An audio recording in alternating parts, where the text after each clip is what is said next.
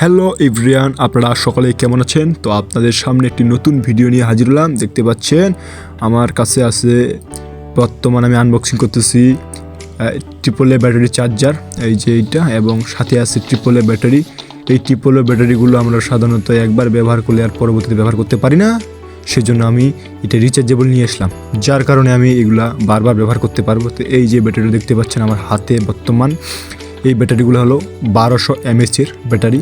এর এমএচ যত বেশি হবে তত দীর্ঘ সময় ধরে আমরা ব্যবহার করতে পারবো। যেহেতু 1200 mAh, সেহেতু বাজারে কেনা ব্যাটারি এর থেকে এর ক্ষমতা দ্বিগুণ থাকবে। তো আমি এই অনলাইন থেকে আরও কিছু অর্ডার করছিলাম। তো দেখতে পাচ্ছেন এখানে আছে আমার হাতে কিছু হিটসিং টিউব। এটি ভালো হিটসিং টিউব, এবং এই হিটসিং আমরা বিভিন্ন তারের জয়েন্টে ব্যবহার করে থাকি। এগুলো আমি অর্ডার করতেছি, বিভিন্ন সাইজের আছে, 1mm, 2mm, 3mm, 4mm, বিভিন্ন সাইজের আছে। তো আপনারা সকলেই ভালো করে দেখে রাখেন। আপনারা যদি এগুলো কিনতে চান, তবে বাংলাদেশ থেকে যদি হয়ে থাকেন, তবে এগুলো আপনি দারাজ থেকে কিনতে পারবেন।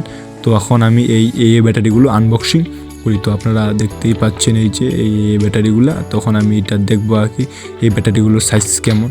আর সাধারণ ব্যাটারি থেকে এর ব্যাটারির ভোল্টেজ একটু কম হয়। তো দেখতে পাচ্ছেন সাধারণ এই ব্যাটারিগুলো হয়ে থাকে 1.5 ভোল্ট, কিন্তু এই ব্যাটারিগুলো হয়ে থাকে 1.2 ভোল্ট, যার ফলে আমাদের কোনো ইলেকট্রনিক্স ডিভাইস নষ্ট হয়ে যাওয়ার কোনো ভয় থাকে না। তো ওই সাথে আমি এই চার্জারটিও অর্ডার করছিলাম।